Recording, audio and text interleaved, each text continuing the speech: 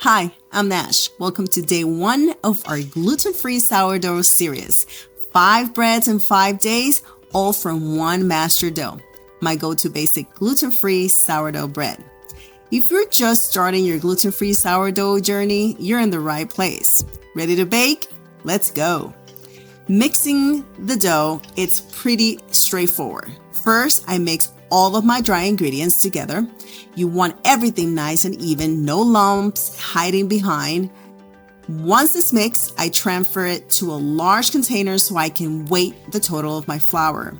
I do this because I mix everything in 2 batches. My stand mixer is only 6 quarts, and this challenge needs a little bit more room than that. So, same goes with the wet ingredients. I split those in 2.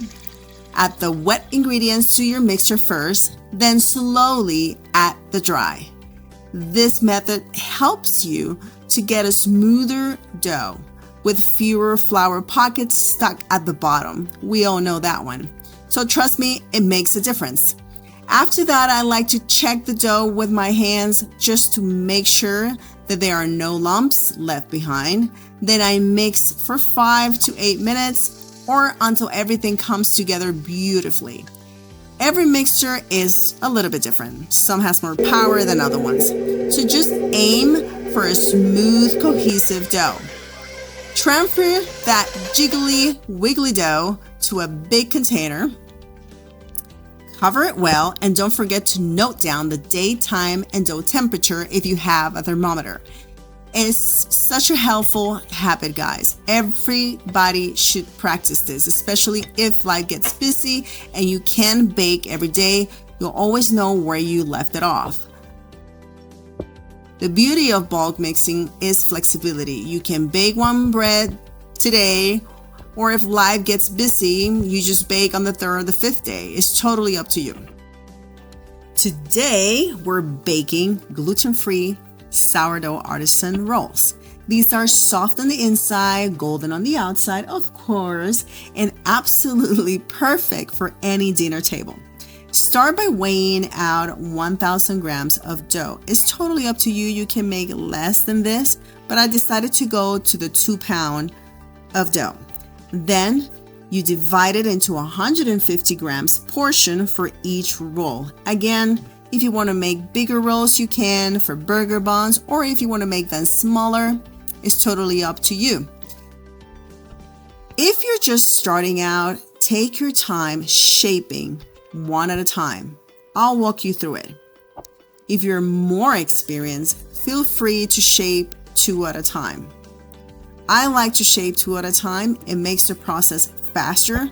But honestly, it will take a little bit of time if you're a beginner to start feeling the dough and learn how to handle it and work with it. Truth is, we all go through it. It's part of the learning curve, okay? So keep on going. I have to confess that this dough was really nice to work with. It was tacky, but not overly sticky. Definitely perfect, in my opinion. Again, as you can see, 1 at a time is fine, but again, if you are more experienced, you fold it and then roll it with both hands. And if it gets sticky, just put a little bit of flour on your hands and this will work. Don't put the flour under the rolls though. Line up your baking sheet with parchment paper. I like to sprinkle some cornmeal for added flavor and to prevent from sticking. If you're not a fan of corn or can't have it, rice flour is a great alternative. Once shaped, let the rolls proof at room temperature for about 3 to 4 hours. This depends on your kitchen. Mine was a bit chilly and the dough came out of the fridge at around 44 Fahrenheit degrees, so it needed extra time. Before baking, give them a nice brush of your favorite egg wash or glaze, and there you go. If your rolls crack a bit while proofing, don't worry, that's totally normal. Just brush them again and pop them in the oven.